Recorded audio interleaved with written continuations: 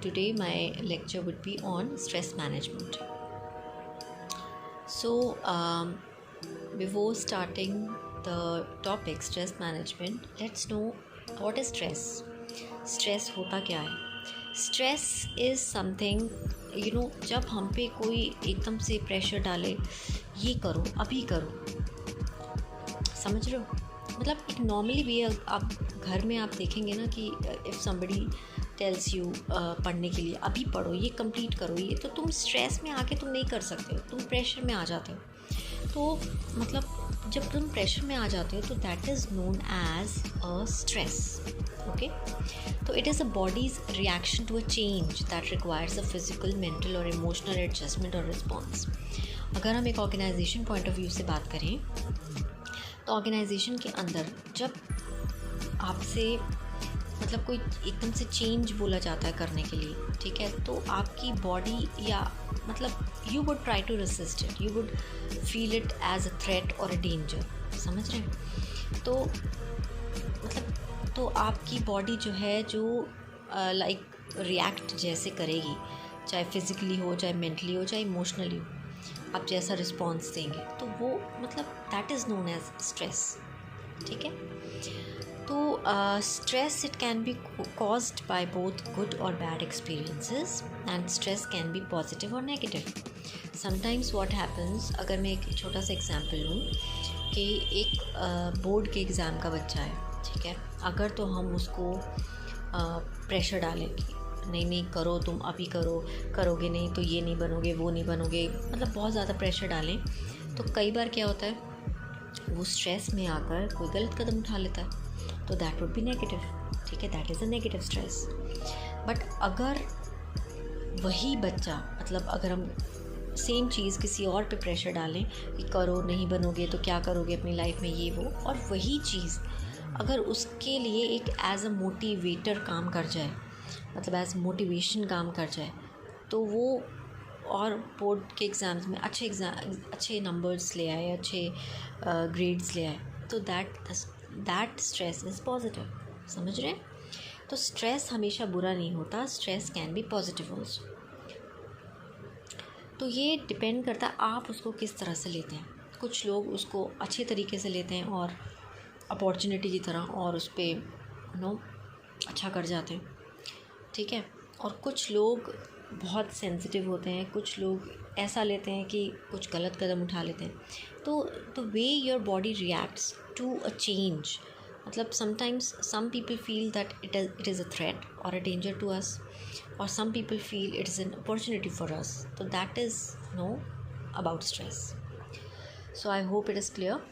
Then next is, see, when stress is positive, eustress बोलते हैं उसको। Eustress is when stress is positive, when the situation offers an opportunity to a person to gain something, it acts as a motivator, जो कि मैंने आपको ऊपर बताया। तो जब स्ट्रेस पॉजिटिव होता है तो उसको यूस्ट्रेस बोलते हैं, और स्ट्रेस अगर नेगेटिव होता है तो उसको डिस्ट्रेस बोलते हैं। ठीक है, stress can B negative when a person faces social, mental, emotional, physical and emotional problems. This can cause headaches, blood pressures, increase heart rates और मैनी अदर प्रॉब्लम्स। तो दैट इज़ डिस्ट्रेस। अब distress भी 3 types के होते हैं। एक तो bad stress, like bad stress is it's like when you are in stress due to some death of a close friend, ठीक है, तो that is a bad stress, जो कि मतलब है आप उसके लिए कुछ नहीं कर सकते, and that is known as bad stress. हो गया, you can not do anything, तो मतलब बॉडी करेगी वैसे रिएक्ट। ठीक है, जो चेंज आया उसको एक्सेप्ट करना ही पड़ेगा, तो that is a bad stress. Acute stress is that is for a very short time. ठीक है, जैसे ऑफिस में गए हैं, किसी से छोटा सा कॉन्फ्लिक्ट हो गया, घर आ गए, ख़त्म, बात ख़त्म, तो that is acute stress. Chronic stress होता है जो वीक्स के लिए होता है, मंथ्स के लिए होता है और इवन ईयर्स के लिए होता है। ठीक है, जैसे कोई प्रॉब्लम कुछ ऐसा हो गया जो इम्पैक्ट डाल जाए वीक्स के लिए, मंथ्स के लिए और इवन ईयर्स के लिए।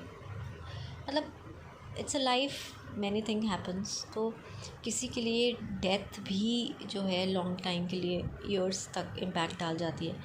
किसी के लिए एक छोटा सा एक्सीडेंट ही ईयर्स के लिए इम्पैक्ट डाल जाता है। तो दैट्स क्रॉनिक स्ट्रेस। ठीक है, तो there were 3 types of distress, that would be bad stress, acute stress and chronic stress. And now comes stressors. Now what are stressors? Stressors are a stimulus that causes stress. ठीक है, that is stressors. जो हमें stress देते हैं उनको stressors बोलते हैं। ठीक है, 3 टाइप्स ऑफ स्ट्रेसर्स होते हैं। एक है कैटेक्लिस्मिक इवेंट्स।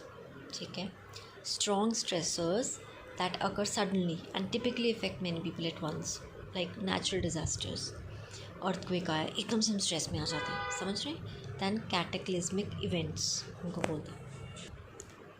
ठीक है, जो सडनली होते हैं और तुमने एक्सपेक्ट नहीं किया, फ्लड आ गया, ठीक है, कहीं भी, तो that is also know that happened suddenly.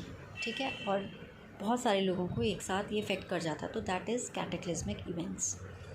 Personal stressors होते हैं, major life events such as death of a family member that have immediate negative consequences that generally fade with time. But ठीक है, पर्सनल स्ट्रेसेस होते हैं जो हमारे ऊपर मतलब पर्सनली इंडिविजुअली किसी को इफ़ेक्ट कर सकते हैं। ठीक है, जैसे डेथ हो गया, बट फेड भी हो जाते हैं with time. Then background stressors होते हैं, everyday stresses like traffic jam है, रोज़ की धूप है, स्कॉचिंग हीट है, या रोज़ की बहुत ठंड है, या रोज़ की बहुत स्नोफॉल है, रोज़ की रेन है, रोज़ का इलेक्ट्रिसिटी नहीं है। एवरीडे बैकग्राउंड स्ट्रेसर्स बोलते हैं इनको, जो एवरीडे स्ट्रेसेस देते हैं और जो that may have a long term ill effects. Okay, the next topic is Hans Selye's model of stress. ठीक है, this is a model that was given by Hans Selye's. In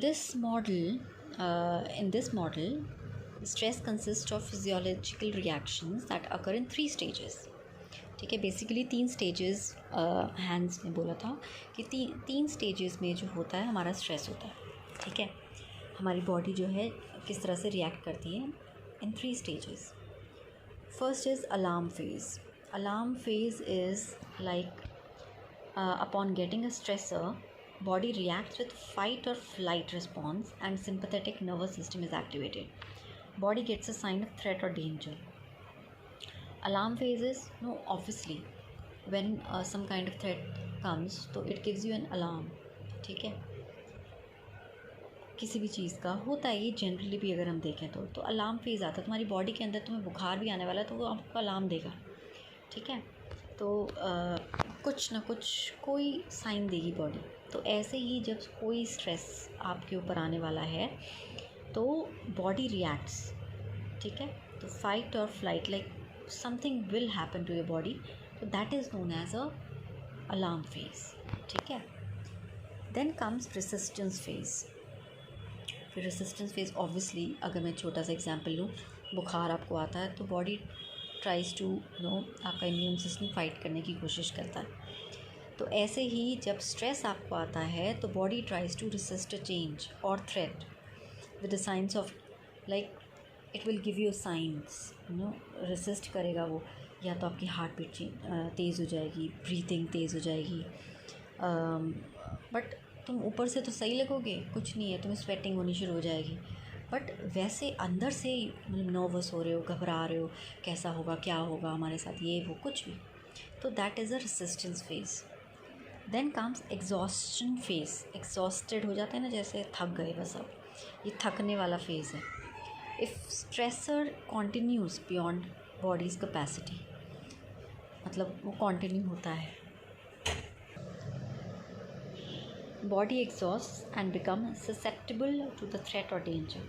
कई बार होता है ना कि कोई चीज़ तुम पे, मतलब तुम्हें कोई प्रॉब्लम दिए जा रहा है, एक बार तो तुम रेसिस्ट करोगे, आखिर में हार थक के तुम क्या करोगे कि एक बार कर लेने दे इसको जो करना है। ठीक है, that is an exhaustion phase.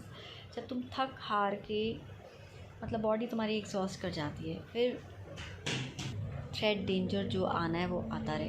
कुछ लोग इसको झेल जाते हैं, कुछ लोग नहीं झेल पाते, तो दैट्स एग्जॉस्शन फेज।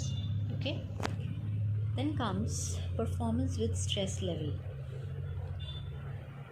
एक अगर हम डायग्राम के थ्रू अगर हम देखें performance with stress level, this the level of stress and this the performance. ठीक है, अगर तो परफॉर्मेंस तुम्हारा लेवल ऑफ स्ट्रेस थोड़ा है, काम है, नीचे है, तो परफॉर्मेंस तुम्हारी जो है अप जाती है। ठीक है, और you stress is like positive stress है तब भी तुम्हारी ऊपर जाएगी, पीक पे हो जाती है। But if you are in distress, stress is not good, it's negative, then it will come back, it will come downward. तो दिस इज़ द डायग्रामेटिकली अगर हम आपको शो करें तो this is performance with stress level of stress and performance, this is like this. Then comes sources of stress.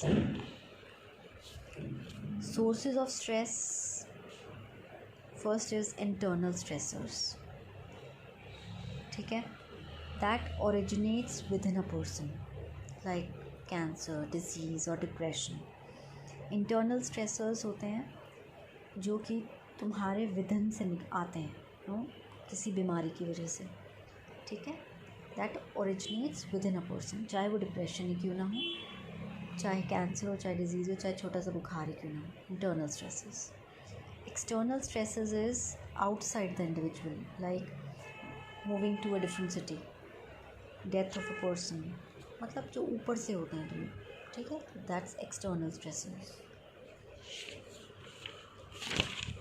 Then comes development stressors, occurs at predictable times throughout an individual's life. ये development stresses होते हैं जो time पे, like child है starting of school, वैसे नहीं रोता but शुरू करेगा तो वो ज़रूर रोना शुरू कर देगा। स्कूल को शुरू होते ही मतलब he will cry, he will do something like रो के बुखार हो जाता है, रो के खांसी हो जाती है। तो ये स्ट्रेसेस जो होते हैं डेवलपमेंट स्ट्रेसेस होते हैं, मतलब it occurs at predictable time. Situational stresses होते हैं अनप्रिडिक्टेबल होते हैं, they occur at any time during life, like marriage, divorce etcetera, that situational stresses. अब indicators of stress, first is physiological indicators. Physiological indicators is sign and symptoms result from activation of sympathetic and neuroendocrine systems of body, like heart rate का increase होना, sweating, dry mouth, urine का output ज़्यादा होना, तो that's physiological indicators. मतलब indicators क्या होते हैं, जैसे स्ट्रेस हो रहा है हमें तो ये जैसे हार्ट रेट बढ़ गया, स्वेटिंग हो रही, ब्रीथिंग हो रही है, हाई ब्रीथिंग, तो that's no science, some science जो हमारे अंदर से आते हैं, फिजियोलॉजिकल बोलते हैं उनको। Psychological is like mind, psychological मतलब when you manifestations of stress including anxiety, fear, anger, depression and unconscious ego defense mechanism. No? Psychological. Cognitive indicators is through learning. When stress comes and you know how to deal it, person assess the situation or problem, analyzes, choose the alternatives, carries out selected alternatives and evaluate. That's cognitive. Cognitive is through learning. Through experience you have learned that how to handle stress. Now techniques of stress management, ये easy है। Techniques, stress को कैसे आप manage करें through laughter, like humorous view towards life, it can take the edge of everyday stresses, तो that's a very good technique. Autogenic training होती है, it was given by Johannes Heinrich. ठीक है, in 1932 it was given by this autogenic training. इसको relaxation technique बोलते हैं। It is of 15 minutes, like morning में करो, लंच में करो, इवनिंग में करो, everyday repeating, like saying I am good, I am good, I am calm, I am in peace etcetera. अब अपने आप को जब बोलते हैं कि नो आई एम गुड, मुझे कुछ नहीं हुआ, तो that's a kind of autogenic training जो तुम खुद को दे सकते हो, तो इसको रिलैक्सेशन टेक्निक भी बोलते हैं। ये आपको याद रखना है, it was given by Johannes Heinrich. ठीक है, in 1932। Then comes getting a hobby, मतलब इंडल्ज रहो किसी चीज़ में, हॉबी अगर आप एक ले लें, उसमें आप रहेंगे तो स्ट्रेस दूर हो जाता है। मेडिटेशन एक फोकल पॉइंट पे तुम एक ध्यान लगाना जिसको बोलते हैं, holistic discipline during which a person trains his or her mind in order to realize some benefit. Focal point पे फोकस करना। तो डीप ब्रीदिंग, वो अनुलोम विलोम भी कहते हैं जैसे कि रामदेव जी कहते हैं। योगा निद्रा, योगा करो। नूट्रोपिक्स जिसको बोलते हैं, nootropics is using of drugs. Some people when they are in stress तो they use some kind of दवाइयाँ, स्मार्ट ड्रग्स बोलते हैं, memory enhancers, cognitive enhancers or supplements, concentration, attention, इनको बढ़ाने के लिए। ये भी एक तरीका है। Fractional relaxation, releasing muscular tension in one small part of the body at a time, उसको फ्रैक्शनल रिलैक्सेशन बोलते हैं। तो this was all about techniques of stress management, and this was all about the topic stress management. So I hope you liked it, and next lecture I would continue very soon, maybe tomorrow,